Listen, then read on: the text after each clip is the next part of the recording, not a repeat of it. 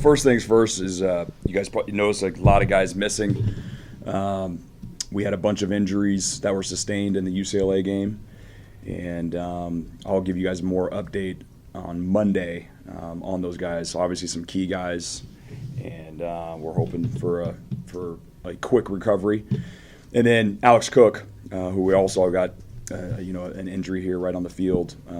He was taken to the hospital. He has movement in all his extremities. He's awake, and they're bringing him back from the hospital to the stadium here, so we can get on the bus and go back to Seattle with us on the flight. So that's all good news.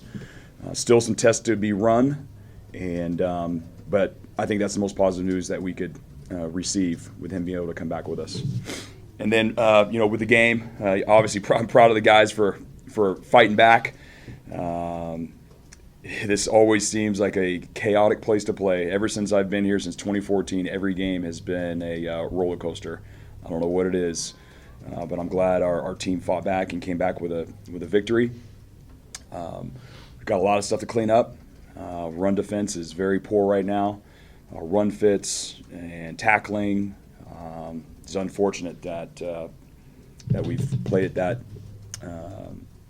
bad in the last 3 weeks. And so we got a lot of work to do in that department. But on the bright side, those guys, we stepped up and got 3 turnovers, and we did not turn the ball over. And that was the big thing we talked about with the bye week. So we won the turnover margin 3-0, and our offense came back after a very frosty first half and came back and scored some touchdowns in the second half. Questions? How do you explain the first half offensively coming out with 0 points? Yeah, I would explain it.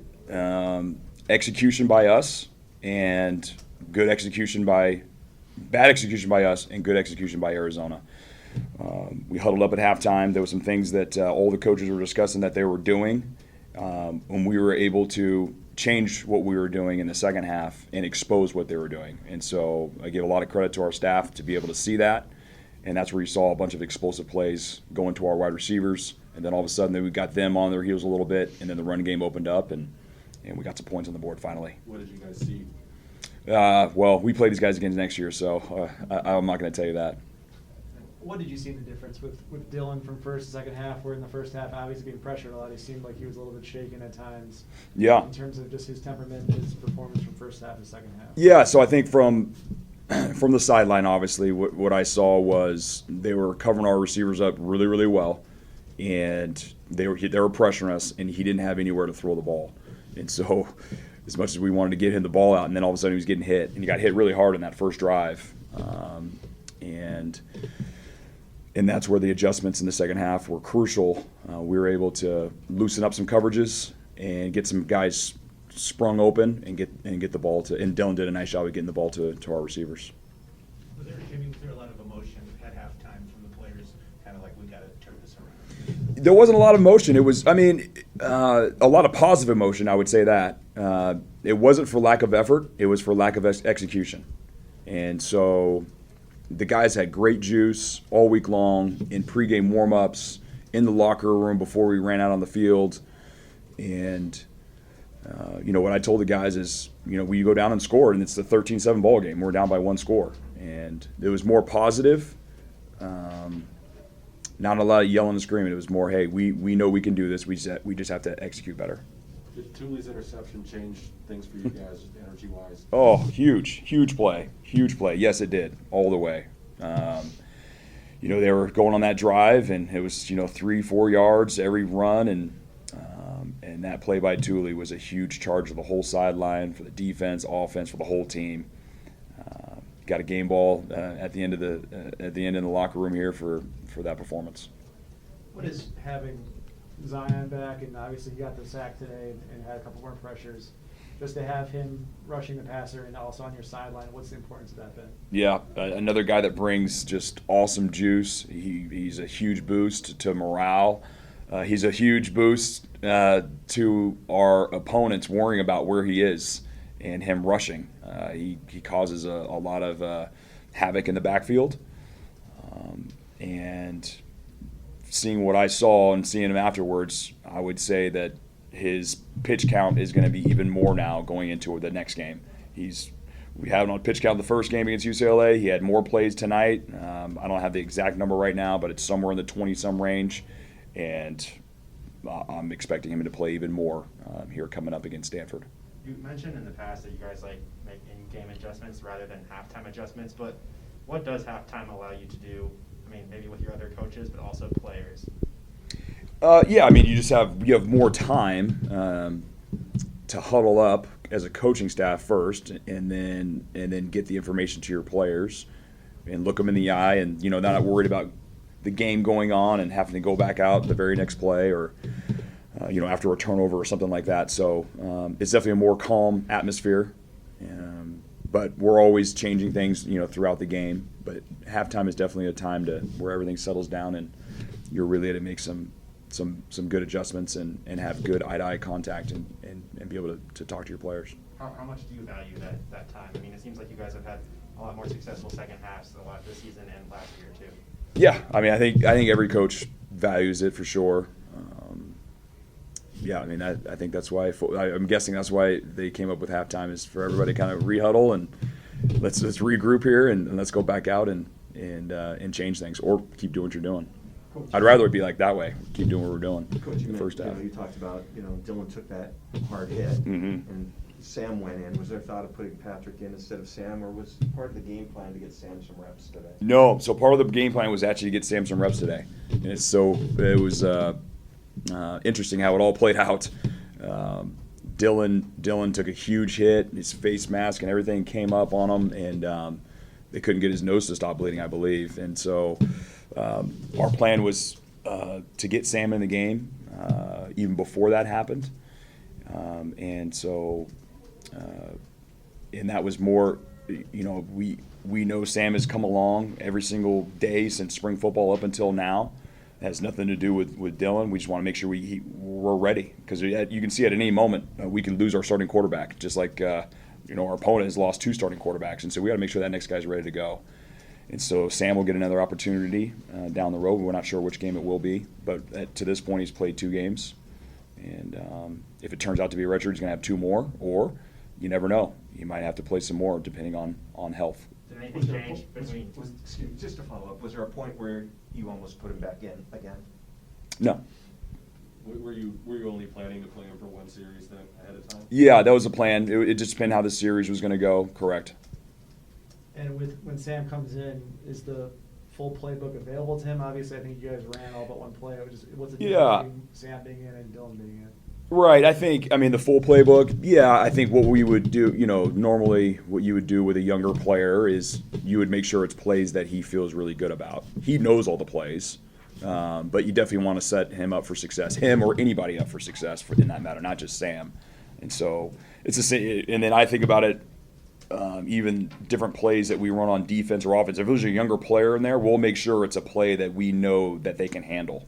And it's no different for Sam. He knows the playbook, but it definitely would have been more of a, hey, let's make sure we're setting him up for success. With Cam Davidson at the end of the, towards the end of the game, was that to try to provide a spark, or was that just something in the offense packages that he runs better? No, like I always say, we like our stable of running backs, and he was fresh legs, and you saw what he does. I mean, he goes in there and turns out some yards. We like our running backs, and those running backs early on, they're getting all these carries, they're getting banged up, they're getting some wear on them. And when you're able to throw out a fresh running back, that's tough on the defense that's also worn down. You mentioned Arizona's running game. They had a couple of big ones, a 50-yard run, a 30-yard run. What did they do that gave you guys trouble in that aspect? Yeah, the one I know to Berry Hill was the sweep play, and we didn't fall back, and then we missed a huge tackle by a defensive back. And all the big plays go through the defensive backs. If it's a run play or a pass play, it's because of the DBs. And so we didn't fall back on the fly sweep, and our DB missed the tackle, and that's what happened on that one. I'm trying to remember the other big play.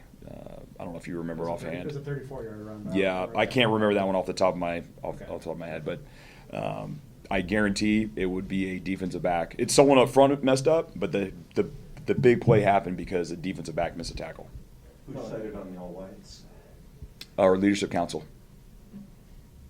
On those deep balls that you guys had, like especially to Terrell later on, And is that kind of something that you see of coverages during a game that makes you feel more comfortable to do those plays, or maybe what would allow you to do that earlier in the game? That's correct. No, exactly what you just said. And so when we see the coverages that they're playing and the fronts that they're playing, the blitzes that they're bringing at us, that's what allows us to get, we know we can get in this formation and run that exact play and make sure that play works. And they did a nice job. They changed things up from what they were doing in the first few games. But we caught up to it, and we were able to make some plays. Is that something that your staff is seeing, or does Dylan ever talk Our to you staff. and say? Yep, our staff. You touched on this a little bit, but is the ideal scenario to keep Sam's red shirt? Is that in a perfect world? Is that I what think- you'd like to happen? I wouldn't say that. I think we're all focused in on the 2021 season, and we're trying to win as many football games as we can. And so I wouldn't say that hasn't been the goal at all. And you can see what's happening again. Like I look at our opponent, losing 2 quarterbacks and having to play with a 3rd quarterback. At any point, you may have to go, and then now we're rolling. So. No, I wouldn't. That's not the goal at all. We're trying to win football games in 2021. And so I know you've had guys before who have asked to redshirt or wanted Mhm. to redshirt. I assume Sam's not one of those guys. I mean, I'll keep those conversations to him and I, but I know he wants to play and he's ready to go. I know that. What happened on the blocked punt and Race averaged almost 50 yards a punt? Yeah, another unfortunate play, and our shield blocked the wrong person, and so we're going to go to the film and make sure we clean that up. That was it should have been blocked. It should have been blocked by us, the penetrators, and it was a mistake by our shield. Jimmy, were you concerned that a team that had been so long since they won their last game, they get a little taste of it, they get a lead, that was going to fire them up and then make them that much better to beat? University of Arizona? Arizona. Yeah. Well, oh yeah. I mean, we were. I told you guys in the beginning of the week, and then I talked to Jed, and right before the game started, they've been in every single game. Every game. They almost beat BYU, in Las Vegas, and I could just go up and down every single game. They're in Autzen Stadium, 1-score game, and then every game they've been in all the way, and you could just see it happening right here. And so, they have a good team, they have good players, but thankfully the Dogs came out on top in the end. You've hinted at this before about close games, how you guys kind of enjoy, you and your team enjoys like those close games and like what you've learned from them. I mean, what about today specifically? Do you think this one feels different than maybe another close game you've played? No, it probably feels more like Utah from last year a little bit, just being down at halftime and then coming back and scoring points. Believe me, I would rather win by a lot than win by a little, but a win's a win. We are finding out a lot about ourselves, though, going through these tough times, tough losses, and then also these tough wins for just grinding it out. We've got a lot of work to do, and we'll get better from this. All right, let's wrap it up. Thank you, guys. Thank you.